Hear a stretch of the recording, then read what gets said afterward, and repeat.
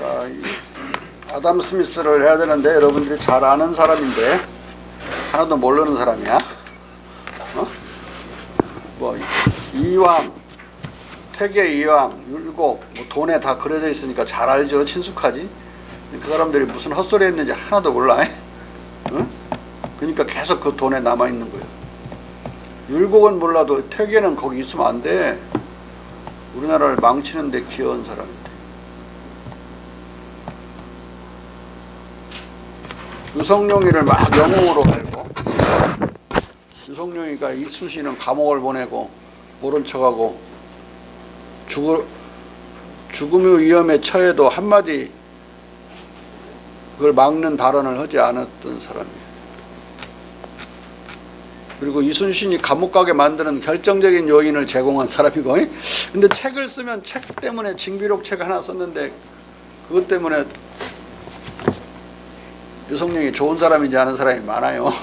자기 변명하려고 책을 쓴 건데 나중에 임진난에 대해서 연구를 하려면 중요한 자료가 돼가지고 자꾸 자료 보다 보면 그 저자를 사랑하게 되는 수가 있거든. 그런 격인데 아담 스미스도 대단히 음흉한 사람이에요. 진정성이 없는 사람이고, 여기다 다루다 보면은 얼마나 이중적 삼중적으로 진정성이 없고 웅큼하고 나쁜 의미에서 또 용기가 없는 비겁자인지를 알 수 있게 돼요. 대부분 이런 사람들은 태음인들인데, 태음인들은 돈에 밝아요.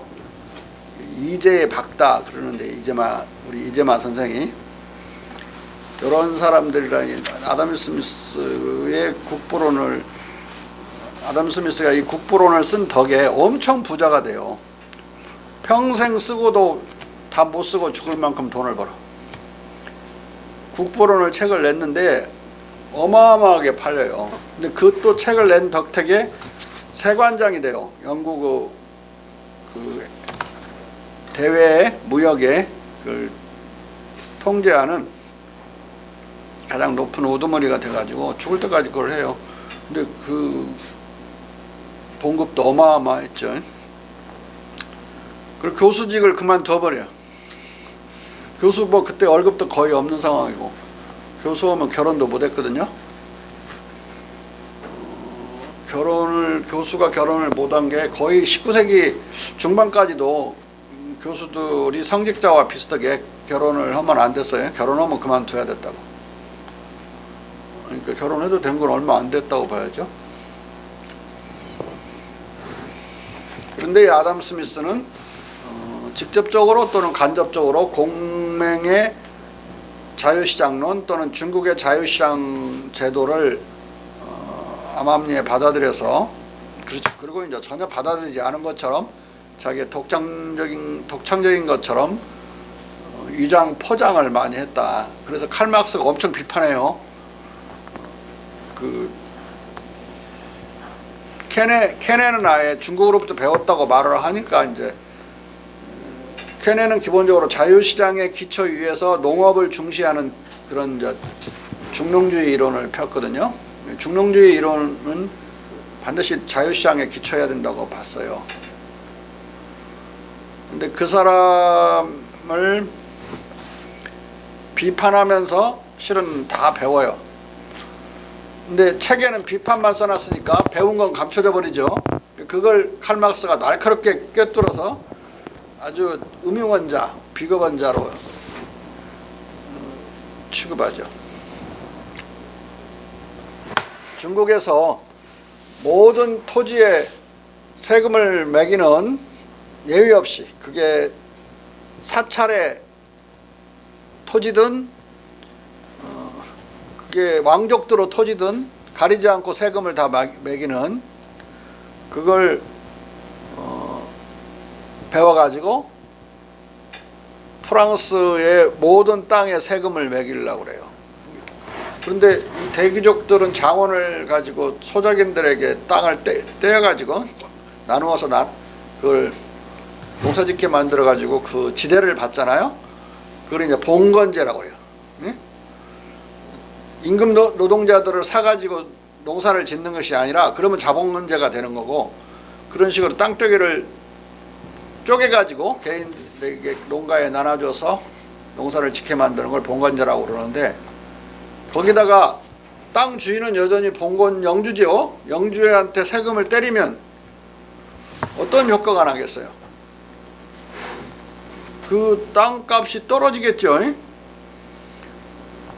지대를 높여서 그걸 세금을 내려고 그러면 농사꾼들이 떨어져 나갈 것이고, 그걸 안 그러고 자기가 감당하게 되면 그만큼 농토 소득이 줄어드니까 줄어든 만큼 농토 가격이 싸져요. 그러면 대토지를 이제 소유하고 있는 영주들에게 불리해지는 것과 반대로 큰 땅을 대차진홍이라고 그러는데, 큰 땅을 빌려가지고 농사를 자본주의적으로 경영하는 자, 그러니까 땅을 잃어버렸거나 봉건 영주한테 뺏겨서 잃어버렸건, 농사 짓은 걸 다시 되돌려줘가지고 잃어버렸건, 노름하다가 잃어버렸건, 땅 없는 농민들을 고용해가지고 농사를 짓는 사람이 이제 대차진홍 또는 자본주의 영농가인데, 그 자들이 땅값이 싸졌으니까 땅을 구입하기가 쉬워지죠. 영주의 땅을 구입하기가 쉬워져. 영주들은 어차피 농업 생산자로서 기능을 못하기 때문에 지대만 받아먹던 기생충 같은 존재들이라서 그들을 비생산적 계급이라고 케네가 분류를 해요. 그러니까 기생충이라는 소리죠. 파라시트란 말도 써요. 기생적 존재들, 그들은 줄어들수록 나라의 재정은 건전해진다고 이렇게 보는 거니까, 기생적인 계급으로 그런 대영주, 대토지 소유주, 성직자, 군인 이런 세 개를 나열해요. 또 관리 이런 것들은 다 농사 짓는 사람들이 생산하는 생산물에 입대고 사는 자들. 근데 거기다가 세금을 때리면 그게 이제 땅값이 싸지니까, 많이 때리면 더 싸지고 거의 뭐 똥값이 될 수가 있어. 땅값이 헐값. 그러니까 또 기생충적인 이런 존재로서 살아가는 삶을 사는 대영주들은 무슨 짓을 하냐면 맨 주색 잡기만 했어요. 사치나 부리고 그 매음굴이나 드나들고 도박만 하니까 더 빨리 빚을 지잖아요. 대도시에 있는 부르주아로부터 자꾸 돈을 빌려 쓰다가 보니까 빚쟁이가 돼가지고 그렇지 않아도 싸진 그 땅을 도시 부르주아들에게 팔아야 되는 상황이 되는 거예요. 그러니까 도시 부르주아들만 파는 게 아니라 아까 대차진홍한테도 팔고 그러면서 땅을 자꾸 잃게 돼요. 그것을 칼막스가 뭐라고 그러냐면, 토지의 세금을 물림으로써 케네가 보이지 않게 대영주들의 땅을 수탈해버렸다. 그러니까 이제 프랑스 대혁명이 나기 직전에는 대단히 가난해져 있었던 거야. 이 영국의, 아니 이제 프랑스의 대귀족들이 좀 남아있는 땅을 가지고 있는 걸 프랑스 대혁명의 혁명적 포고령으로 몰수해버려요. 그러니까 그 엄청난 땅을 가지고 있을 때 몰수하면, 또 엄청 비쌀 때 몰수하면 엄청나게 저항하겠죠. 근데 싸고 헐값이고 뭐 빚만 지고 있는 자들에게 싸게 사들여서 몰수해버리니까 반절 정도 몰수당한 상태에서 완전히 몰수하는 법령을 때리면서 자본주의 영농으로 넘어가게 된다. 그래서 칼막스는 이미 케네가 프랑스 귀족들을 절반 정도 수탈해버렸다. 위대한 사람으로 봐요. 그래서 근데 그것을 뭐 아담 스미스는 그렇게 대수롭지 않은 것으로 그렇게 묘사한 것을 보고 이 음용언자라고 그래요. 날카롭고 정확한 이야기예요. 내가 아담 스미스 별로 안 좋아하듯이 칼막스도 아담 스미스 별로 안 좋아해요. 응크문 놈이라. 이론이 정직하지 못해요. 뭘 비판하냐? 케네에 있어서 농업 노동만을 중시했다는 걸 비판해요. 농업노동만이 아니라 상업노동, 공업노동도 상공업노동도 다 생산적인데 농업노동만 가치를 생산하는 노동이라고 봤다. 그래서 자기는 상공업노동도 생산적이라고 생산적 노동의 범주를 확대하는 것을 통해서 비판을 하면서 자기의 이론을 전개해요. 물론 그 상공업노동을 다 생산적인 노동으로 본 건 올바른 거 아니에요. 공업노동은 분명히 생산적인 노동이에요. 새로운 잉여가치 생산물을 만들어내니까 가치 생산물을. 근데 상업노동은 좀 모호해요. 상업노동은 생산적인 것과 비생산적인 것이 막 혼재되어 있어요. 가령 물건을 팔기 위해서 전시하는 행위는 비생산적이에요. 보여주기만 하는 것이지 그 상품에 아무런 본질적 변형을 가하지 않죠. 근데 만약에 상인이 저 제주도에 있는 밀감을 서울로 싣고 왔다. 그 밀감이라는 상품에 대해서 중대한 공간적 변형을 가한 거예요. 호남평야에서 막 굶주리는 서울 시내로 쌀을 싣고 왔다. 호남평야 한복판에 쌀이 있어봤자 뭐 여기서 다 굶어 죽어버리는데. 근데 그걸 싣고 와서 여기서 뭐 싸게 팔든 비싸게 팔든 여기 사람들을 사게 만들어주면 그 쌀이라는 상품에 대해서 중요한 칼막스는 로이물리케 페이안드릉이라고 그랬는데 공간적 변형을 가함으로써 가치를 생산하는 걸로 봐요. 그러면은 상인의 노동에는 수송하는 것도 포함되고 파는 것도 포함되고 파는 행위는 힘들지 몰라도 협상 같은 거 상담 같은 거 하려면 아무런 생산성이 없어요. 상품을 변형시키지 않으니까 포장하는 행위, 전시하는 행위 비생산적이라고 봐요. 그러니까 칼막스는 아담 스미스가 상공업 노동을 전체를 다 생산적으로 본 건 또 잘못이라고 비판을 하는 거죠. 근데 나는 이제 제 사회 입장에서 무슨 노동은 생산적이고 무슨 노동은 비생산적이다 이렇게 나누는 것이 경제학적으로 오늘날 의미가 있는 건지 실익이 있는 건지를 나는 의심하는 거야. 별 따질 것이 없는 것이다 그렇게 나누는. 그 따지다가 무슨 짓거리가 그래서 그 관념에 이끌어가지고 그런 사회주의 사회를 건설하잖아요. 그러면은 상업노동은 비생산적인 거니까 그런 레스토랑이나 그러니까 뭐 사고 파는 이런 시장이나 상점 이런 거 중시하지 않아요. 뭐 공장이나 중시하지. 그러면 사람이 그 살기 아주 힘들어지는 그런 북한 같은 동독 같은 사회가 돼요. 네? 그러면 어떤 일이 벌어지냐? 레스토랑도 계획경제에 따라 베를린에는 레스토랑 20개만 있어야 된다. 근데 사람들은 더 편안한 데에서 더 많이 몰려가고 싶은데 그렇게 20개만 있다면 레스토랑이 부족 사태가 나죠. 그거 생산적인 거니까 부족 사태가 나도 늘리지 마라. 이렇게 칼막스 이론에 따라 하게 되는 경우에는 어떤 일이 벌어지냐? 레스토랑 가기 힘들어요. 당 간부나 예약할 수 있지 일반 백성들은 예약도 못하고. 내가 가가지고 아직 호네커가 있을 때 동독 들어가서 취재할 때 한나절을 기다린 적도 있어요. 근데 그놈들은 딱 5마르크 딱 악수 하듯이 하면서 5마르크 뇌물을 딱 찔러주니까 이제 그놈은 이제 자리 주고 완전히 웨이트리스가 파워풀 해버려. 당 간부하고 맞먹어. 그러니까 그 자유상업을 허용하지 않고 생산적 비생산적 노동에 따라 비생산적인 건 줄여야 된다는 정부 방침에 의하여 그렇게 운영하는 경우에는 상인이 권력자가 되어버린다. 상인도 아니야. 그냥 그 고용되어 있는 그 웨이터가 그런 일이 벌어지는 거예요. 그래서 그게 이론적으로 실익이 없을 뿐더러 실제 적용되는 경우에는 중대한 문제가 벌어진다. 사람들이 애써서 하는 것은 다 우리가 근로, 즉 노동이라고 봐야 되고 생산적이냐 비생산이냐 따질 것이 없다는 거죠. 이 전체적으로 지금 아담 스미스와 케네이어 관계는 그렇게 되어 있고 칼막스는 그런 비판이고 나의 입장은 이런 것이다. 그래도 이제 원래 이 부정직한 이 스미스가 어떤 생각을 하고 어영부영했는지 한번 보세요.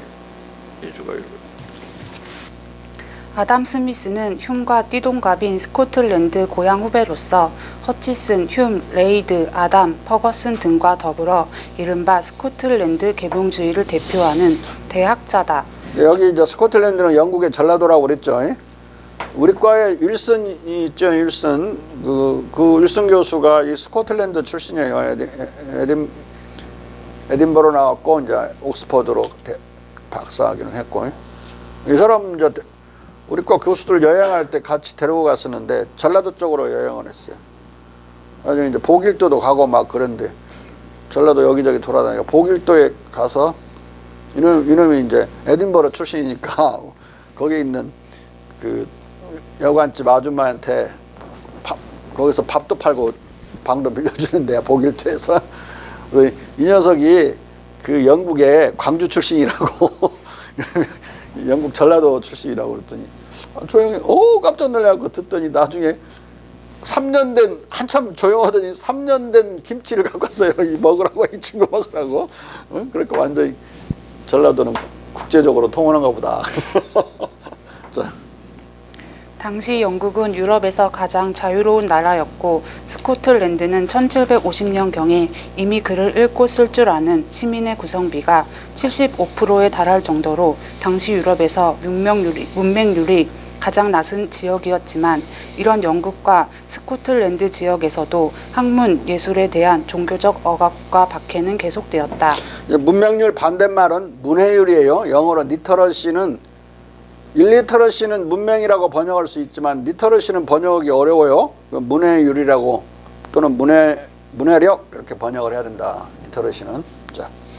영국 성직자들은 끊임없이 철학자들의 서적과 견해에 대해 시비를 걸었고 심지어 18세기 중반에도 휴메 철학을 무신론으로 낙인찍고 사법 절차로 휴를 마귀로 사냥하려는 종교 재판을 벼를 정도였다. 당시 영국에도 카톨릭과 무신론자들까지 포용하는 보편적 종교적 관용과 자유는 없었다. 따라서 이곳의 상황도 18세기에도 마녀사냥을 계속해 중세 이래 18세기 말까지 도합 4만에서 6만 명의 마녀를 처형한 유럽 전반의 상황과 크게 다르지 않았던 것이다. 사실 무신론자를 처벌하는 법규를 두고 있다는 것 자체가 온갖 종교적, 정신적, 경제적 자유를 만끽하던 동아시아 국가들과 비교하면 너무 미개한 것이었다. 스미스는 14세에 글래스고 대학에 입학해서 프란시스 허치슨 아래서 도덕 철학을 공부했다.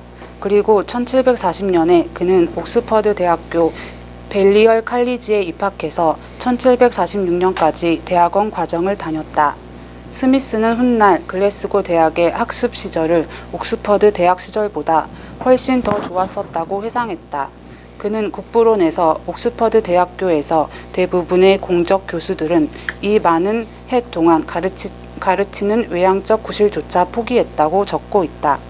스미스는 옥스퍼드 대학 시절에 데이비드 휴메 인성론을 읽다가 발각된 적이 있었다. 그는 이 책을 읽었다는 이유에서 혹독하게 처벌받았다. 그러니까 그 시대에 오늘날은 대단히 중요한 책인 휴메 인성론이 그때는 빨갱이 책으로 취급받은 거야. 이 시대에. 이것 때문에 처벌받았다는 거. 혹독한 처벌을 받았다니까. 자. 그는 인성론을 몰수당했고 가혹한 견책을 받았다. 이것은 1740년대에도 영국 교단과 강단의 사상 탄압이 얼마나 극심했었는지를 보여주는 사건이었다. 옥스퍼드 대학교는 스미스가 근대 인류의 걸작 국부론을 집필하는데 도움을 주기는커녕 철저히 방해한 것이다. 그는 이 대학의 도움 없이 독학으로, 즉 보드리언 도서관의 장서들을 뒤져읽고 홀로 성장했다. 그리고 1746년 보드리언 도서관은 오늘날도 있죠. 캠브리지와 옥스퍼드는 대단히 공식적인 대학으로서 성공회를 믿지 않으면, 즉 국교를 믿지 않으면 들어갈 수도 없는 학교였어요. 그러니까 여기서 공무원을 기르고 또 귀족들이 자기를 유지하기 위해서 또 재생산하기 위해서 다니는 학교였고, 거기 가서 오히려 탄압을 뒤지게 받은 거죠. 글래스고에서 좀 자유로웠던 대학 시절이 여기서 대학원 시절이 엄청 힘들었던 거예요. 자. 그리고 1746년 그는 박사학위를 포기하고 옥스퍼드를 떠났다. 영국의 전라도 스코틀랜드에서 태어난 스콧인 아담 스미스는 데이비드 휴메 스코틀랜드 사람을 스콧이라고 그래요. 스콧. 여러 사람은 스코츠. 자. 데이비드 휴메 의과 동양인이었고 흉과 띠동갑이었다. 둘은 선후배로서 그리고 동양인으로서 절친했다. 흉은 죽으면서 아담 스미스를 법적 유고 관리인으로 지명할 정도였다. 유고에는 수많은 편지, 완성된 형태의 종교론 원고 등이 들어 있었다. 스미스는 생전에 흉을 가장 진실로 존경하며 따랐고 사후에는 흉을 제2의 소크라테스로 찬미했다. 스미스는 자신의 도덕 감정론과 국부론에서도 사유의 최대의 심오성을 표현의 최대의 우아함과 결합시키고 가장 난해한 주제들을 가장 완벽한 명쾌성으로 또 가장 생생한 화술로 다루는 독특하고 행복한 재능을 보유한 가장 독창적이고 가장 마음에 드는 철학자, 현 시대의 비길 데 없이 가장 걸출한 철학자 겸 역사가 등 여러 가지 극진한 수사를 동원하며 흉을 거듭 칭송하고 있다. 스미스 국부론 안에서 이렇게 칭송을 엄청 해요. 사람들이 놓치고 국부론을 처음부터 끝까지 그게 상학편을 다 읽는 사람들이 거의 없어가지고 경제학자 우리 동국대 경제학과 그 교수 녀석들 하나도 읽은 놈 없어. 첫 프리패스를 읽은 사람도 없어. 그 뭐 서울대 경제학과도 마찬가지고, 정치학 교수들이나 읽는 것 같아. 자. 스미스는 흉이 남긴 편지들 중에서 중요한 편지들을 골라 서간집으로 출판했다. 그러나 그는 저 종교론 원고의 내용을 살펴보고 당시 분위기상 위험하다고 판단해 출판을 미루기만 했다. 이 종교론 원고는 결국 보다 못한 흉의 조카의 손에 의해 흉이 죽은 지 2년이 지난 1779년에야 세상에 나올 수 있었는데 자연 종교에 관한 대화, 즉 종교의 자연사가 바로 그 책이다. 이 에피소드는 옥스퍼드 대학교의 이 말은 비겁해가지고 지가 처벌받을까봐 책을 쓴 사람은 흉인데 쓴 사람은 처벌받을 수 있지만 죽어버렸으니까 괜찮잖아요. 내줄 수 있는데 안 내주고 있으니까 조카가 화가 난 거예요. 왜 원고를 홀딩만 하고 안 내는지 2, 3년이 가도 안 내니까 조카가 낸 거예요. 조카가 감옥 갈 각오를 하고 감옥 안 갔어. 자.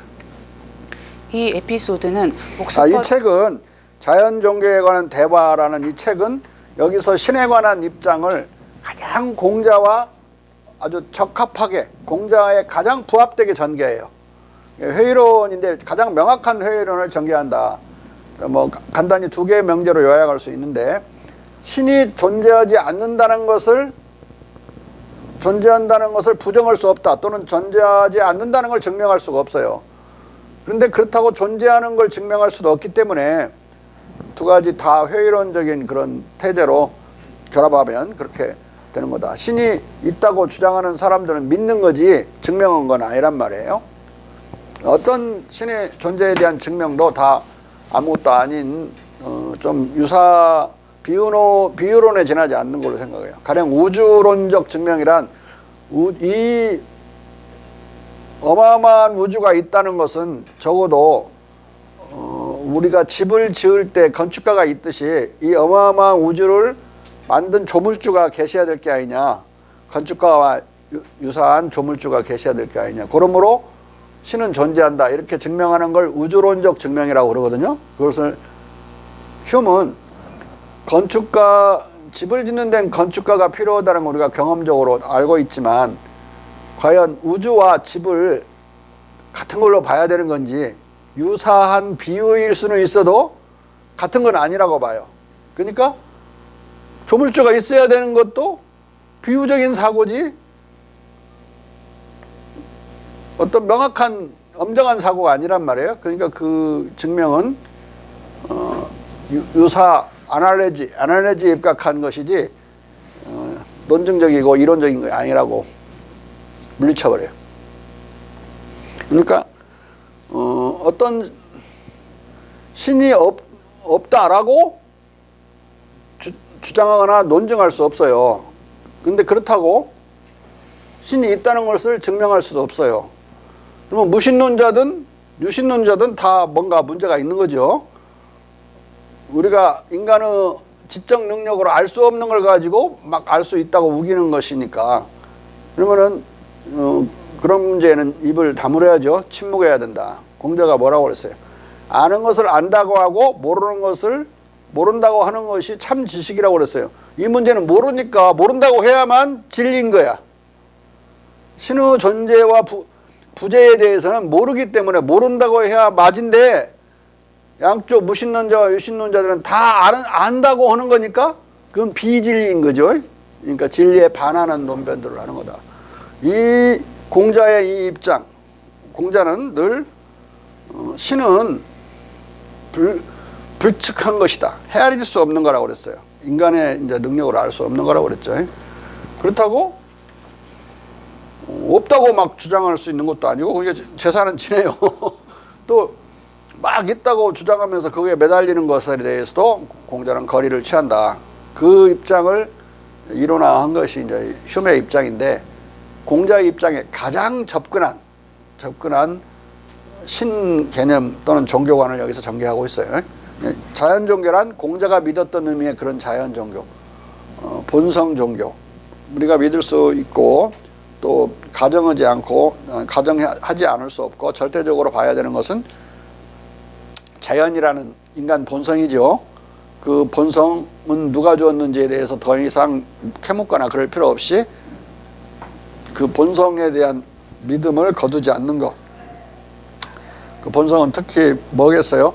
모든 인간의 본성은 유사하다는 성상근에 유사하다는 그 확신과 믿음을 버리지 않는 한 그런 의미에서 우리는 우리 인간에게 충실하게 사고를 할 수가 있는 거예요. 더 이상 넘어가면 종교로 흘러버리고 또 인간의 본성의 유사성을 부정하게 되면 합리주의로 가가지고 그런 편패성을 엄청나게 이제 날리게 되는 거죠. 칸트 같은, 플라톤 같은 그런 헛소리들. 플라톤 같은 헛소리는 스스로 그 자기의 헛소리에 너무 말려 들어가가지고 이 유사한 것들은 아까 휴미 유사성은 같은 것이 아니라고 하면서 그 논증들을 부정했죠. 그러듯이 그 논변은 이제 플라톤하고도 무관한 아닌데 플라톤이 진리 그 자체를 찾으려고 그러지 진리와 유사한 그림자를 보려는 게 아니란 말이에요. 그림자를 넘어서는 것을 해야 되기 때문에 구해야 되기 때문에 유사한 것을 진짜처럼 드러내는 자를 모방하는 자라고 봐서 모방은 히랍어로 미메시스예요. 미메시스. 모방하는데 이제 모방자 중에 이제 가장 교묘한 모방자가 화가야. 화가. 희주. 화가라고.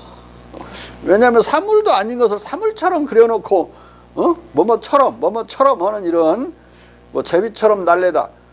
제비다 하면 되지 제비처럼 날래다. 상징만을 언어에서 허용하려고 그러고 일체의 비유를 용납하지 않듯이 이 사람이 그런 이데아를 참 진리를 포착하려는 그런 노력 속에서 유사한 것들을 다 걷어내는 진리 비슷한 것들을 걷어내고 진리 그 자체에 육박하려는 그런 정신에서 그런 엄격하다 보고 지나치다 보니까 그 화가를 증오해요.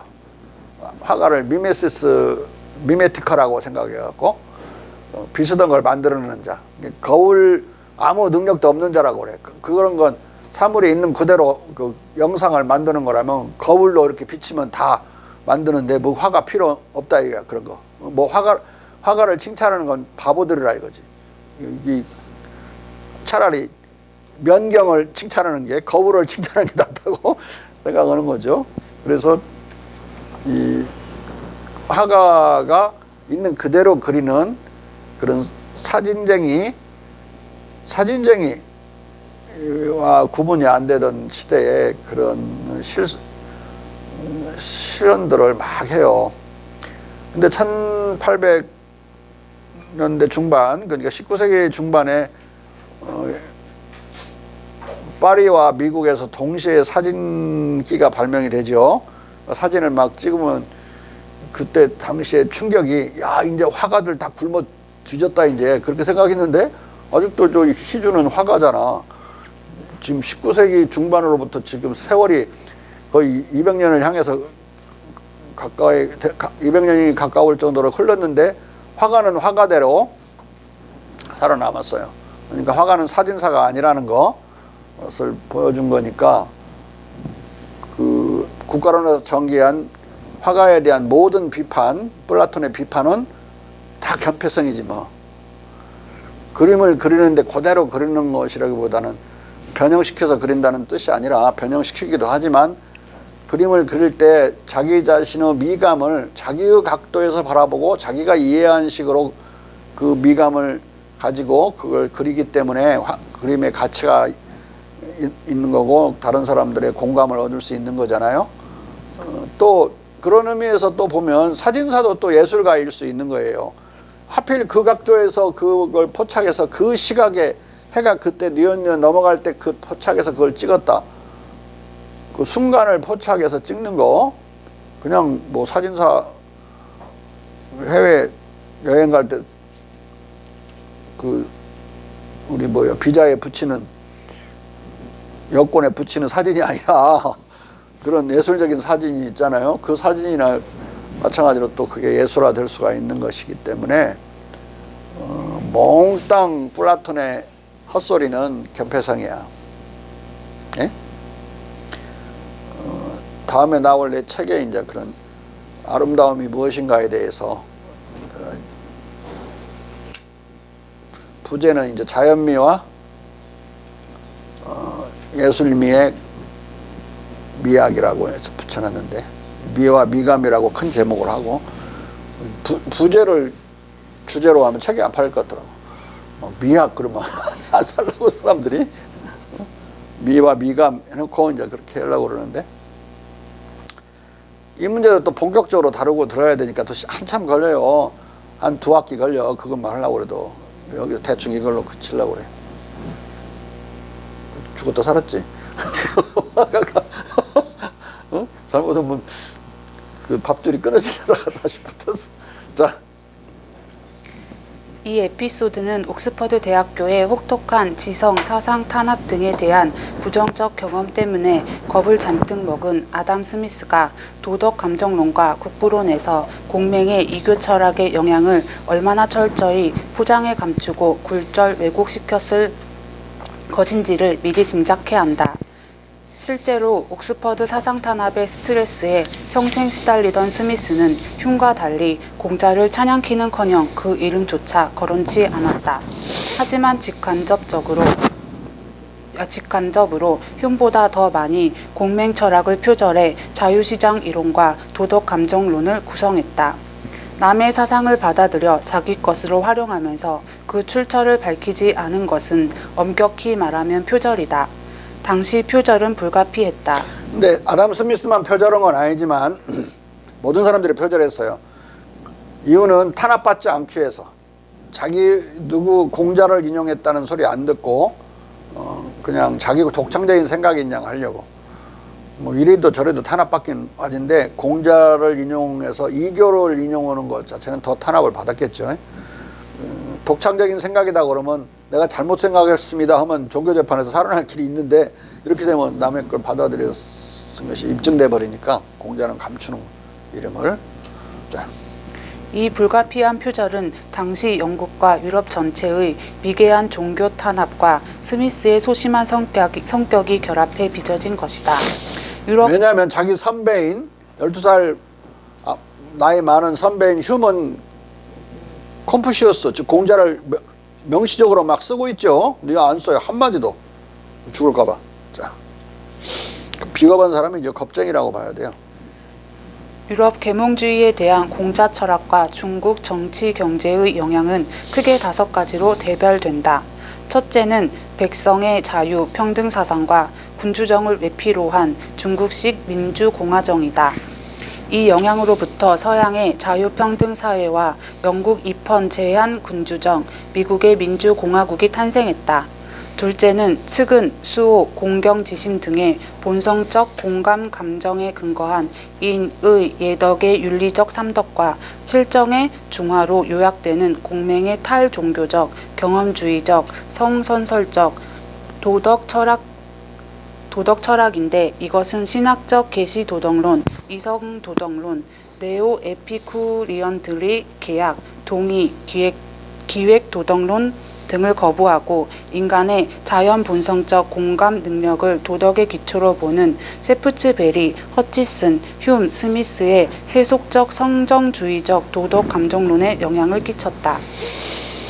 셋째는 공맹의 무위이치 사상과 양민 교민 사상, 사마천의 자유경제론과 유구한 중국적 실천에서 확립된 정치-경제적 자유론과 국민평등 교육론인데 이것은 케네의 중농주의 자유경제론과 평등 의무교육론, 흉과 스미스의 자유상업 자유시장론에 영향을 끼쳤다. 넷째는 종교와 독단으로부터 자유로운 공맹의 세속적이고 회의주의적인 중용적 지식 철학인데 이것은 베이컨, 피에르벨, 크리스티안 볼프, 휴m, 볼테르 등의 이신론, 관용론, 종교 자유론, 사상 학문 자유론에 영향을 끼쳤다.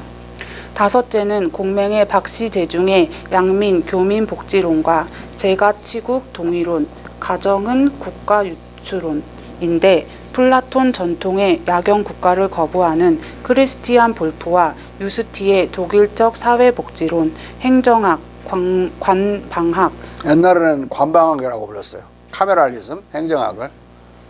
교육학에 영향을 끼쳤다. 야경 국가라는 것은 순수 정치적인 국가, 즉 국방과 도둑놈 잡아주는 역할만 하고 국가는 일체 백성의 먹고 사는 문제는 관여하지 않고 책임도 안 지는 걸 그걸 야경국가라고 그래요. 야경이라는 것은 도둑놈 잡는 사람이잖아요. 경찰이 그 밤에 목탁 두고 다니면서 그 야경꾼이라고 그러는데 플라톤의 국가로는 상공신분이든 일반 백성이든 먹고 사는 문제에 대해서는 전혀 관여하지 않는 국가다. 책임도 안 지고 그것은 노예 관리나 이런 것은 노예주가 하는 일이지 국가가 하는 일이 아니라고 봤어요. 그래서 야경 국가를 최초로 기획한 사람이라고 볼 수 있어요. 플라톤은.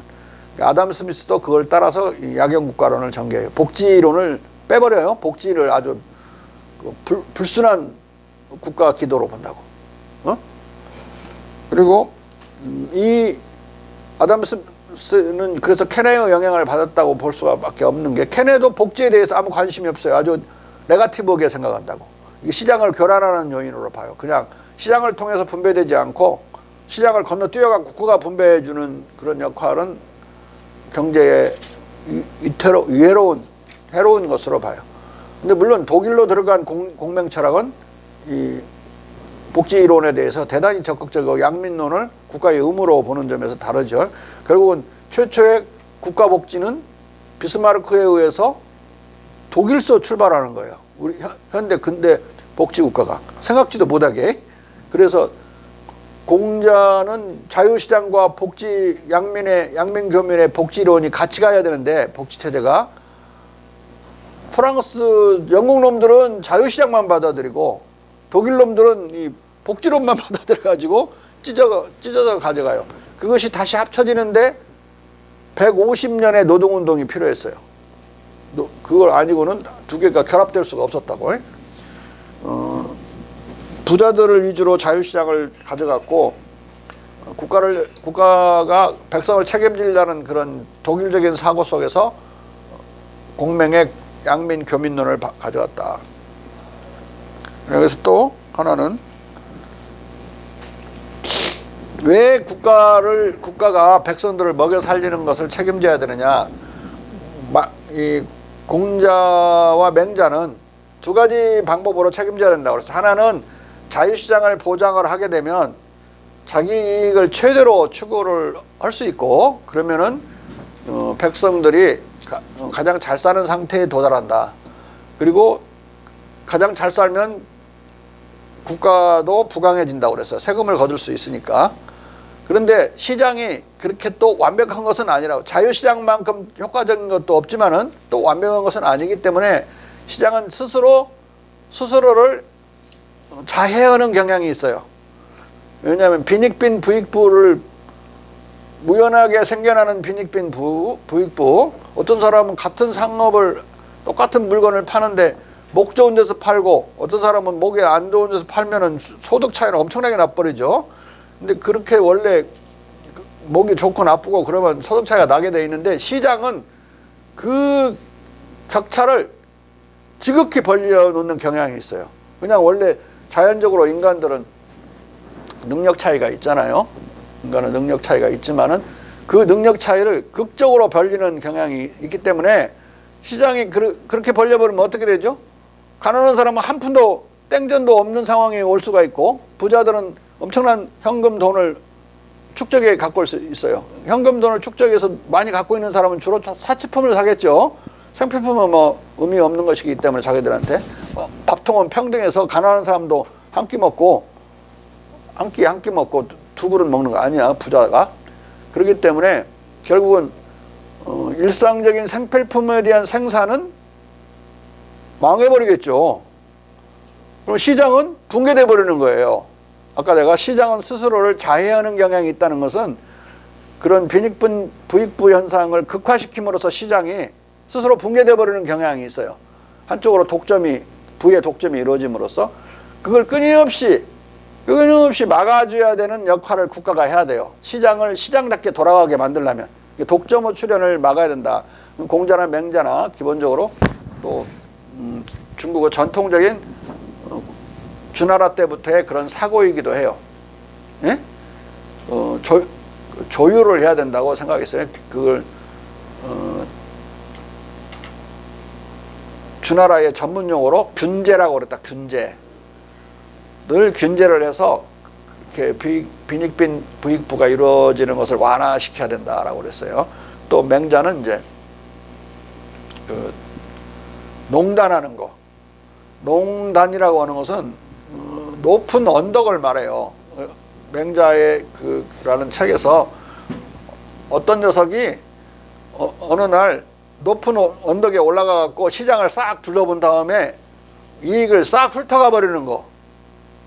그런 놈들이 나오면서부터 그런 독점을 막아야 되는 그런 법이 필요하게 됐다 이런 말을 하는데 농단은 원래 언덕이라는 뜻인데 높은 언덕? 오늘날 국정을 농단한다 동사로 많이 쓰는데 이미 맹자의 그 경전 때문에 그 이후에 바로 그냥 동사로 써요 많이. 농단하는 의미로. 농단이란 말은 맹자로부터 온 말이고 독점을 막아야 된다는 뜻을 할 때 이제 그 독점을 견제하는 법률을 필요로 한다. 시장이 살아있으려면 이런 뜻으로 그 농단이 등장해요. 네? 자, 이 균제라는 말이나 농단을 막는 말이나 실은 다 의미 상통하는 거예요. 시장을 유지하려고 하는 거. 그것이 중요한 민생 정책 중에 하나야. 시장을 시장답게 시장 경쟁이 죽지 않도록 독점으로 흐르지 않도록 유지하는 거. 다른 하나는 이래도 저래도 가난한 사람들이 있을 수가 있어요. 장애인들은 어차피 불리하죠. 그런 경쟁에서. 또 기타 어린이들은 버려지는 경우에 안 되죠. 고아는. 그래서 다시 거두어야 되고 또 이것도 저것도 아닌 어린이도 아니고 그것도 아닌 노인들은 버려질 수가 있으면 죽잖아요. 그것을 다시 정부가 거두어야 되고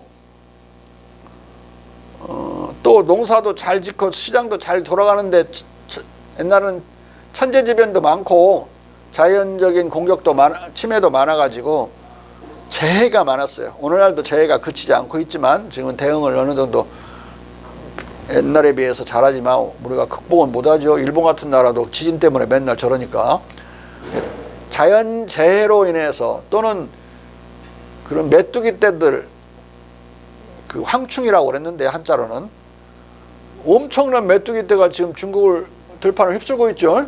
근데 조선 시대에는 그 메뚜기 떼가 조선까지 건너와 버렸어요. 근데 우리나라는 아직 건너오지 않고 있는데 이런 재해에 대해서 백성을 보호하는 역할을 해야 돼요. 그건 시장이 잘 돌아가고 못 돌아가고 상관도 없어요. 그러니까 한마디로 다 합쳐서 복지 기능을 특별히 국가가 수행해 줘야 된다. 안 그러면 다 국민이 죽을 수가 있으니까. 그래서 자유시장과 복지제도 이 두 개를 결합해서 전개를 한 거예요. 왜? 가장 근본적인 비유는 가정은 니끈니끈 없이 나눠 먹죠. 근데 국가를 큰 가정으로 봤어요. 이건 소크라테스도 그렇게 생각하거든요. 큰 가정으로 보니까 왕은 당연히 거기 살고 있는 신민들을 가족으로서 먹고 사는 것을 책임져야 되죠. 그래서 복지정책과 자유시장 정책을 책임있게 전개해야 되는 그 논리가 쉽게 나올 수 있었어요. 근데 국가를 그런 가족으로 생각하지 않은 플라톤 같은 자들은 이 책임져야 될 이유가 없는 거죠. 전투 조직인데 군사 조직이야 국가가. 그러니까 지배 계급이 다 수호자 계급이라고 해서 다 군사 장병들이 지배하는 사회예요. 한마디로 군사 독재 국가라고. 그리고 그 중에서 공부 잘한 놈은 이제 통치자로서 철학자가 이제 지배하는 거고, 그 밑에 딸려 있는 모든 참모는 군인들이라고. 박정희가 들으면 좋아했겠죠. 그러니까 그런 국가를 군사 조직으로 보고 가족으로 보지 않은 이런 전통 속에서는 복지 국가는 필요가 없었던 거예요. 복지 제도는. 자. 여섯째로 중국의 과거 제도는 유럽에 일반적으로 영향을 미쳐 유럽 나라들로 하여금 신분 귀족제의 타파와 함께 엽관제를 밀어내고 시험을 통해 공직을 임명하는 능력제로 나아가게 만들었다. 아담 스미스는 여기서 양민복지론을 배제하고 정치 경제적 자유론만 수용해 플라톤의 야경국가로 복귀하는 듯한 자유시장론을 수립하고, 이에 따라 공맹의 경험주의적 성선설적 도덕이론을 굴절시키고 삭감해 소극적 덕목인 정의를 앞세우고 신적 덕목인 인애를 뒤로하는 자신의 자유주의 도덕 철학을 수립했다. 정의국가는 정의의 주목으로 유지되는 군사국가예요. 안 그러면 그 나라는 그것마저도 못할 수가 있어요. 그래서 플라톤의 국가로는 군사국가이면서 그 국가론 밑에다가 부제가 뭐냐면 정의에 관하여라고 되어 있어요. 정의론이기도 해요. 근데 사랑이 없어. 사랑이. 인 개념이 없어요. 살벌한 국가라고. 에? 자. 아담 스미스의 공맹철학과의 조우. 아담 스미스가 공맹철학과 중국의 정치-경제론을 받아들인 경로는 1. 직접 독서, 2. 흉과의 평생 교육관계와 에딘버러 학술 모임, 3. 프랑스 계몽 철학자들과의 만남 등 3가지였을 것으로 추정된다. 직접 독서. 아담 스미스가 공맹철학과 중국의 정치-경제론을 받아들인 첫 번째 경로는 스미스 자신의 직접 독서다. 스미스는 옥스퍼드 벨리얼 칼리지 시절부터 한창 도덕론 논쟁을 벌이던 당대의 프랑스 철학 서적을 광범하게 섭렵하면서 곁들여 중국 관련 논문과 서적들을 읽었을 것으로 짐작된다. 그 증거는 스미스가 케네, 튀르고, 볼테르를 만나기 전에 집필한 도덕감정론에서 이미 중국을 자주 사례로 들거나 볼테르의 중국의 고아를 3번이나 아름다운 비극으로 소개하고 있기 때문이다. 중국의 고아는 볼테르가 각색한 시곡인데 유럽에서 계속 연극으로 상영돼 가지고 로마나 파리나 런던에서 아주 데이트를 한 작품이에요. 이건 중국의 조시고와 대복수국이라고 하는 그 소설을 이제 유럽식으로 각색을 한 거예요. 근데 그걸 물론 다른 제목에는 중국의 고아라고만 나온 게 아니라 중국의 조시고아, 중국의 빼고 조시고아 이렇게 한 것도 있고 버전이 많아요. 중국의 이 조시고아라고 하는 그 사마천의 사기에 나오는 그 진나라의 어떤 그 사건을 중국의 어떤 사람이 이제 각색해서 소설화한 것을 엄청 좋아해요. 응? 거기 이제 핵심적인 것은 이제 정영이라고 하는 주인공 중에 한 사람이 자기가 모시는 그 가문에 이제 그 총리까지 지낸 가문을 다른 세력이 권력 투쟁 속에서 없애버려 가지고 싸그리 죽여요. 근데 거기에 조 씨의 이제 그 아이의 어머니까지 이제 다 죽여서 그 아기만 살아남아요. 금방 태어난 아기만. 그 아기가 살아있다는 걸 안 그 독재자는 그 아기까지 죽이기 위해서 그날에 태어난 모든 아기를 다 죽이라고 그래요. 근데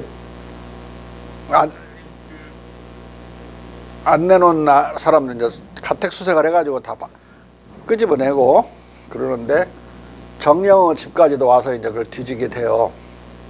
그럴 때 자기의 죽은 애 자식의 씨를 보존하기 위해서 자기의 또 아기가 하나 있었거든요. 갓난아기를 그 조씨 가문의 아기라고 내줘요. 자기 자식을 희생시키는 거죠. 그리고 그 아이가 이제 커가지고 복수를 다 하는 그런 이야기예요. 근데 거기서 이제 감동을 주로 받는 게 이제 죽은을 위해서 자기 자식을 희생시키고 죽은 애 씨를 보존하는 그 대목에서 이제 어떤 소름 끼치는 감동을 유럽 사람들이 많이 받았는가 봐요. 그 충성이라는 개념에서. 주로 많이 반복해서 공연을 하면서 공전의 데이트를 하게 된다. 오랜 세월, 거의 150년 가까이. 자. 스미스의 보유 장서가 그의 독서 범위를 다 보여주는 것이 아니고 장서가 다 전해지는 것도 아니지만 대부분 남아있는 그의 장서의 스펙트럼을 보면 공맹 철학에 대한 그의 학식과 중국 극동아시아에 대한 그의 정보 지식을 짐작해야 한다. 스미스 사후에 그의 개인 서고의 장서들은 그의 조카 더글러스에게 유증되었고 더글러스 사후 다시 그의 두 딸 베너맨과 커닝햄 부인에게 상속되었다. 베너맨 보유 장서는 몽땅 에든버러 대학에 기증되었고 커닝햄 부인은 1878년 그녀의 스미스 장서를 여러 차례에 걸쳐 매각했다. 그리하여 이 커닝햄 부인의 장서는 영국, 미국, 캐나다, 이탈리아, 일본 등 전 세계로 흩어졌다. 이 중 141권의 장서는 일본 제국주의 선동에 앞장섰던 디토 베이나조 교수가 1920년 매입해서 소장하다가 동경대에 기증해서 동경대 도서관에 소장되어 있다. 세계적으로 흩어진 스미스의 장서들의 목록은 여전히 실종된 장서들이 일부에 불과할지라도 일본 학자 미추다에 의해 그의 아담 스미스의 장서 카탈로그 안에 최대로 담겼다. 책 이름이요, 이건 책 이름. 장서 카탈로그. 이 책과 국부론의 인용 문헌을 종합적으로 참조하면 스미스가 공맹철학 관련 서적, 중국 관련 서적, 아시아 관련 서적 등을 다수 독파했음을 알 수 있다. 이 일본 놈들은 왜 이 스미스 장서를 이렇게 많이 파고들고 연구를 했느냐? 스미스의 고유한 서양적 사고가 뭔지 알려고 이렇게 한 거예요. 쪼다들이죠. 나는 왜 이게 장서에 관심이 있느냐? 스미스가 얼마나 극동의 영향을 받은지를 알려고 그러는 건데 서양에 대한 열등의식이나 추종주의에 사로잡힌 일본 놈들은 뭐 스미스 캐면은 뭐 별거가 나올 것처럼 이렇게 헛짓거리를 한 거예요. 나한테는 그 덕을 나는 보는 거니까 뭐 그렇게까지 세게 올 필요는 없지만 해놨기 때문에 딱 보니까 이게 도대체 읽은 것이라고 하는 것이 그 시대에 중국에 대한 뭐 예찬사나 주로 읽고 있었다는 걸 알 수 있고 중국을 끊임없이 견눈질리던 정면으로 훔쳐봤다는 걸 알 수가 있어요. 자, 하나씩 책을 봅시다. 우선 아담 스미스의 공맹철학 관련 서적들은 다음과 같이 목록화될 수 있을 것 같다. 1. 세무엘 퍼체스의 퍼체스 그의 순례. 상론했듯이 퍼체스의 이 책은 철학자 공자의 이름과 공자 철학을 발리냐누 산대의 로마 교황청 방문 일본 사절단에 이어 두 번째로 유럽에 소개한 책이다. 프랑스와 베르니에의 여행, 대몽골, 힌두스탄의 국가와 쾌시미르 왕국의 기술을 포함하여 베르니에는 공자 찬미자로서 중국과 기타 아시아 지역들을 여행하고 아시아 제국의 국부, 국력, 정의와 쇠락의 원칙적 원인을 다루었다. 베르니에는 라모트 르 베예를 추종했다. 라모트 르 베예는 이교도의 덕성에 관하여 에서 공자를 중국의 소크라테스라고 칭송한 루이 14세의 왕사다. 베르니에는 인토르케타, 쿠플레, 류지몽 등의 공자 경전 역주서, 중국 철학자 공자를 읽고 감격해 그것을 부력하는 구상을 하면서 공자가 인간의 내면을 얼마나 잘 이해했는지, 그리고 군주의 행동과 국가의 통치에 대해 얼마나 위대한 안목을 가졌는지, 그분은 그들이 덕스러울 때만 행복하다고 여길 정도였다 고 쓰고, 내가 아는 한 지금까지 어떤 인간도 그토록 많은 지혜, 그토록 많은 현명, 그토록 많은 진실성, 그토록 많은 경외심, 그토록 많은 박애심을 가진 것으로 보이지 않았다고 하거난 세계 여행가다. 그는 나는 라모트 르 베이에 시를 읽고 라모트 르 베이에 시가 아니라 라모트 르베.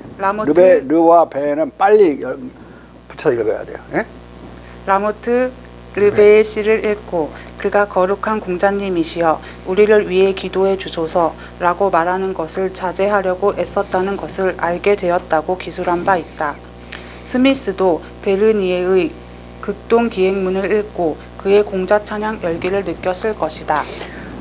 여기서 지금 내가 인용하고 있는 베르니에의 이 글은 다른 학술 잡지에 실린 논문이에요. 그러니까 책으로는 나와 있지 않은데 분명히 읽었을 거예요.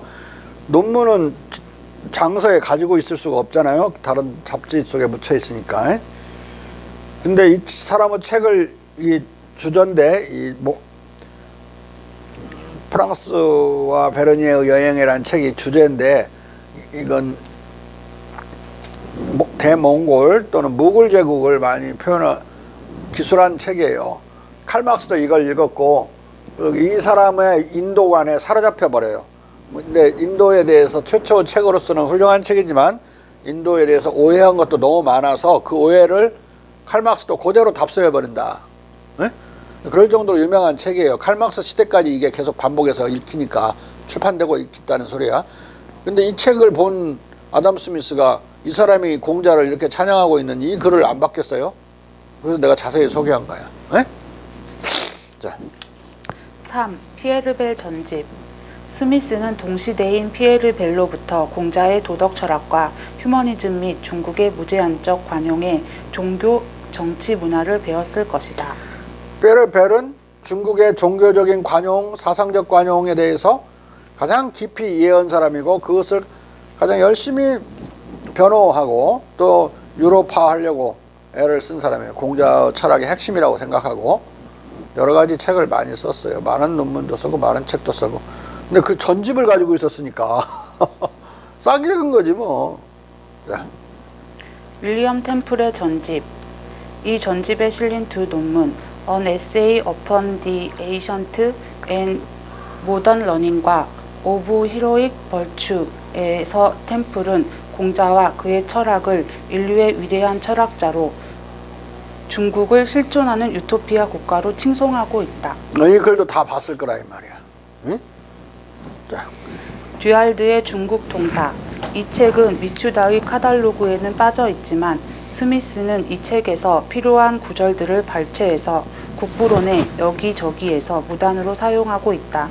그냥 각주 안 달고 같은 내용을 똑같이 쓰고 있으니까 읽었는데 안 읽은 것처럼 하고 있는 거죠. 공자한테 배웠는데 안 배운 것처럼 하고 있듯이 읽었는데 안 읽은 것처럼 하려고 각주를 안 달았을 뿐이에요. 근데 구절구절이 뭉탱이로 똑같으니까 그 표현은 이 듀알드만 쓰는 표현들이 그대로 나오면서. 자. 듀알드의 중국 동사는 3권에서 공맹의 경전들과 육아의 도덕 철학을 110여 쪽에 걸쳐 상당히 자세하게 설명 소개한다. 6. 프리드리히 2세의 전집. 스미스의 장서에는 두 종류, 1760년과 1788년의 전집이 들어있다. 이 전집에는 공맹의 덕치 철학의 관점에서 마키아벨리를 비판한 반 마키아벨리론 1740년과 공자 철학의 관점에서 교황을 비판한 중국 황제의 특사 피히우의 보고 1760년가 포함되어 있다. 이 책들은 다 중국을 이상화하고 공자를 성인으로 받드는 그런 책들인데, 특히 이 반마키아벨리론에서는 마키아벨리가 전개하는 이야기가 도덕적 가치와 정치는 양립할 수 없다는 이야기잖아요. 정치를 하려면 도덕적 가치를 싹 잊고 버려라. 어떤 통치자든 그런 주장에 대해서 악마의 주장이라고, 깡패의 주장이라고 이제 비판을 해요. 오히려 도덕적 가치를 실현하려고 하는 것이 정치지 그걸 무관하게 하려는 게 아니다. 그래서 이 통치자인 군주는 노예 소유주 같은 존재가 아니라 기본적으로 자기가 지배하는 백성의 공복이라고, 제1공복이라고, 국민의 제1공복이란 말이 여기 나오는 거예요. 이제 계몽 군주의 이제 원칙이죠. 국민 또는 국가의 제1공복이기 때문에 귀족의 이익을 희생해서라도 국민의 이익을 먼저 챙겨야 되는 입장을 취하고 있는 그런 국가 철학을 가지고 있는 군주를 계몽군주라고 정의할 때, 그러니까 가령 그러면 고종은 어떤 사람이냐? 우리 조선의 고종은 고종도 똑같았어요. 양반을 없애버리고서라도 인민의 이익을 챙기려고 그랬다고. 귀족의 편이 아니었단 말이야. 양반 편이 아니었다. 그러듯이 계몽군주의 개념을, 또 그 철학을 완성한 책이 이 반마키아벨리론이에요. 마키아벨리만 유명하지 이 프리드리히는 독일의 유명한 대군주임에도 불구하고 그 사람이 쓴 이 책은 안 읽어, 사람들이. 번역도 안 돼 있어요. 어?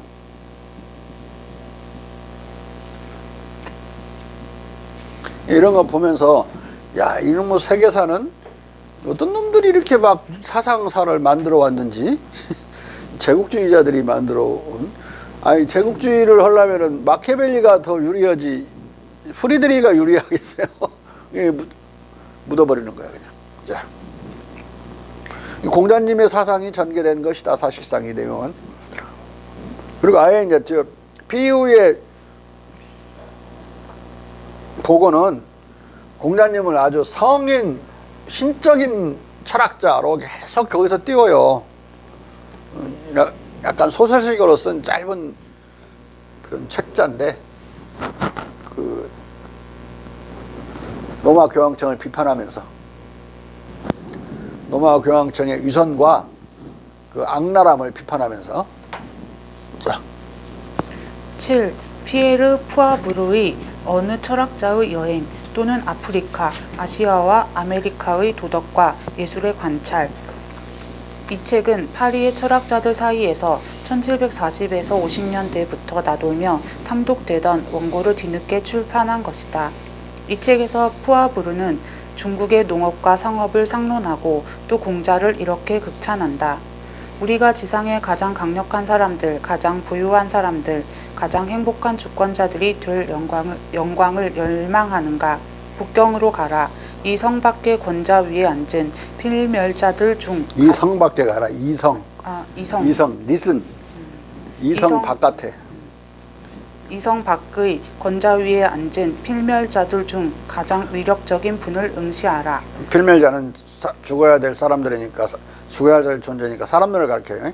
인간들 중 가장 위력적인 분, 가장 위대한 분을 봐라. 공자를 응시하라 이거야. 어? 그분은 명령하지 않는다. 그분은 가르친다. 그분의 가르치신다. 지가 멋대로 끌어내리고 있어 그냥. 그분은 가르치신다. 그분의 말씀은 정지가 아니다. 그것은 정의와 현명의 준칙이다. 스미스는 이 책을 국부론에서 실명을 대며 인용하고 있다. 그렇다면 다 읽은 거죠. 어? 국부론에서 인용하고 있는 책들을 다 조사를 하지 않았어요. 미주다라고는 일본 놈도. 고마운 책이지만 그 카탈로그라는 그 책은. 그런데 다른 뭐 한국 학자들이야 국부론 읽지도 않았는데 여기서 이렇게 공자를 찬양하는 책을 인용하고 있다는 사실을 알겠어요? 자. 8. 케네의 중농주의. 9. 케네의 중국의 계몽 전제정. 이 책은 중국의 정치, 경제 원칙을 무의 이치 또는 자연의 도로 규명하고 공맹의 정치 도덕 철학과 중국의 정치 정치 경제 체제를 분석한 책이다. 스미스는 케네의 이 책을 다음과 같이 무단 인용하고 있다. 중국의 국내 시장은 아마 그 크기에서 유럽의 모든 상이한 나라들의 시장을 다 합한 것보다 많이 열등하지 않을 것이다. 케네는 중국의 계몽 전제정에서 이렇게 말한다. 역사가들은 중국의 내부에서 행해지는 상업이 아주 커서 유럽의 상업은 여기에 비교할 수 없을 정도라고 말한다. 케네의 이 말은 다시 듀알드의 다음 구절로 거슬러 올라간다. 중국 국내에서 행해지는 교역은 아주 커서 전 유럽의 교역은 여기에 비교될 수 없을 정도다. 이를 감안하면 스미스가 듀알드와 케네 중 누구를 읽고 인용한 것인지 또는 둘 다 읽은 것인지 분명치 않다. 스미스는 다른 곳에서도 중국의 계몽 전제정을 무단 인용하고 있다. 장인들은 유럽에서처럼 자기 작업장에서 손님의 부름을 기다리는 것이 아니라 각 직업의 도구를 가지고 서비스를 제공하러 고용을 구걸하는 양 거리를 계속 이리저리 뛰어다니고 있다. 케네는 이와 관련 이 사람들이 남의 밑으로 들어가서 노동을 해야 되는데 그럼 임금 노동자가 되겠죠. 안 그러고 독자적인 수공업자를 노릇을 하면서 점포가 없어가지고 뛰어다니는 그것을 원하는 양복을 누가 맞추려고 하면 양복 맞추려는 사람 집으로 가갖고 거기서 재단을 해서 입히는 우리 어린 시절에 범칙도 한 책방 같은 것도 책주름이나 다름없는 그런 책회라고 그랬는데 조선에서도 책을 짊어지고 가갖고 팔았어. 동동구르무 맨날 구르무 팔듯이 책을. 근데 유럽도 그랬어요. 지금 여기 중국만 이상한 것처럼 이야기하는데 또 중국은 또 요때 특히 많아져요. 이유는 그 점포가 없고 이런 뛰어다니는 사람이 많다는 것은 일자리가 없는 상황이 상당히 지속됐다는 이야기죠. 그건 이제 서양이 수입해 가던 중국 제품들, 상품들의 수가 점점점 감소하고 양도 감소하더니 그냥 해외 수요가 없어지니까 많은 기업들이 중국의 기업들이 도산하게 돼요. 그러면서 이 일터를 잃고 이 거리로 뛰어나온 사람들이죠, 이 사람들이. 근데 중국은 늘 이런 것처럼 묘사를 하는 것이 이제 문제인 거예요. 일시적으로 그랬었다. 한 4, 50년. 자. 케네는 이와 관련해 이렇게 기술한다. 장인들은 아침부터 저녁까지 일을 찾아 마을을 뛰어다닌다. 대부분의 중국 노동자들은 특정한 집안에서 일한다.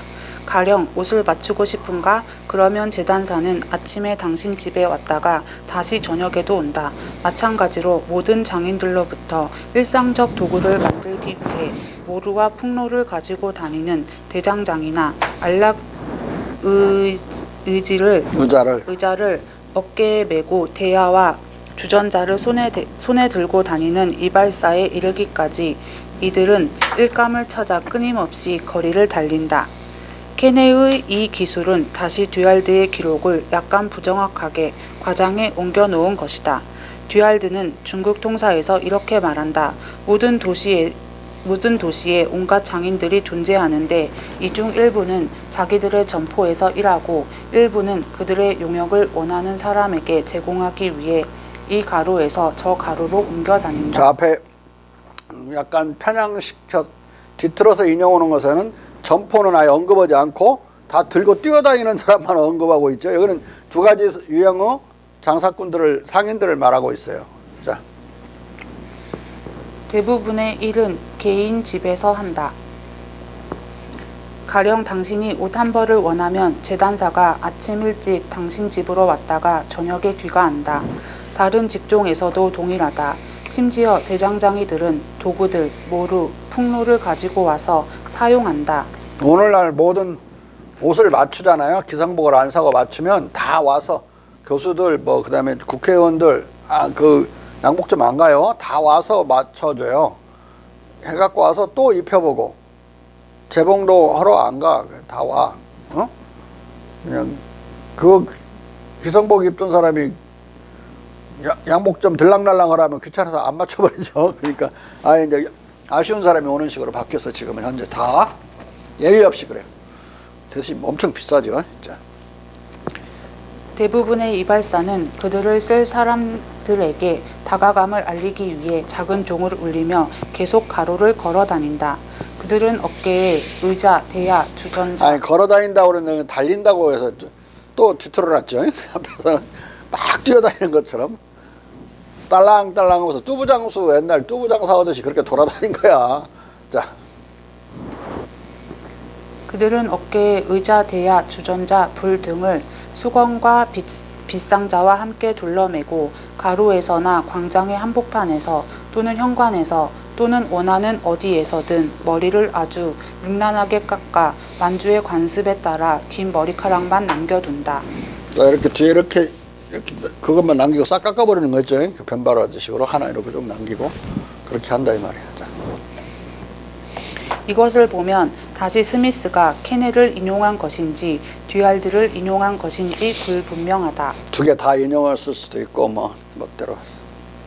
메르스의 드라 리비에르의 정치사회의 여기도 메르스의 들라리비에르는 빨리 읽어야 돼요. 붙여서. 네. 메르스의 들라 리비에르의 옳지. 정치사회의 자연적 도와 본질적 도. 이 책은 국부론에서 실명 인용되고 미추다의 목록에도 들어있다. 메르시에는 이 책에서 유럽의 공자 케네의 중농주의와 경제표를 대중적으로 해명하고 중국의 정치 문화 및 정치 철학과 관련된 설명도 제공하고 있다. 1730년에서 1770년대 영국 식자층의 중심 잡지 젠틀맨의 매거진과 런던 매거진, 이 잡지들은 스코츠 매거진, 스펙테이터 등과 함께 공자와 그의 도덕 정치 철학 및 중국의 통치 원리를 찬양하며 집중적으로 소개하던 정기 간행물들이었다. 따라서 스미스는 틀림없이 이 지식인 잡지들을 통해서도 공자 철학과 중국의 정치 경제 지식을 흡수했을 것이다. 스미스의 장서에 들어있는 젠틀맨의 매거진과 런던 매거진의 권수는 도합 18권이다. 올리버 골드 스미스의 골드 스미스 저작집 1에서 2권. 이 저작에는 가상의 중국 철학자가 공작 철학의 관점에서 영국 사회와 정치를 비평하는 세계 시민이 들어있다. 세계 시민이라는 그런 가짜 서간문으로 계속 연재를 해가지고 대히트를 해요. 또 책으로 묶어내서도 또 팔리고 미국에서도 많이 팔려요. 책 제목은 세계 시민이라는 더 시티즌 오브 더 월드인데 그 세계 시민의 관점, 그 세계 시민의 관점을 대변하는 사람이 누구냐면 공자 철학자예요. 컴포시안 필로소프가 영국 사회를 비판하는 거예요. 꼭 마치 한국 사회를 옛날 서양 사람들이 비판하는 책을 우리가 구해 읽듯이 그 당시에는 중국인이 서양 사람을 어떻게 보는가, 서양의 정치를 어떻게 보는가, 그 관점에서 기술한 가짜 서간체들이 많았다. 실제로 유럽으로 와가지고 유럽을 돌아본 중국인들은 그렇게 많지 않아요. 한 40~50명 정도밖에 안 될 거예요. 근데 그러니까 흔한 일은 아니죠. 우리나라 막 그냥 1년에 막 수만 명씩 막 돌아버리는데 그거 갖고 유럽 전역에서 40~50명이 무슨 의미가 있겠어요. 근데 그래도 중국인이 온 것을 모티브로 해가지고 소설처럼 서간문을 가장해가지고 그들이 공자 철학의 관점에서 서 있다면 우리를 이렇게 비판할 것이라고는 그런 책을 쓴 거예요. 재미있는 구상이죠. 근데 이런 가짜 서간문 형식의 소설은 유럽 비평이죠. 유럽 비판은 여러 버전이 있다. 여러 버전이 있어요. 이거 하나만이 아니야. 프랑스에도 많고 네덜란드에도 많고.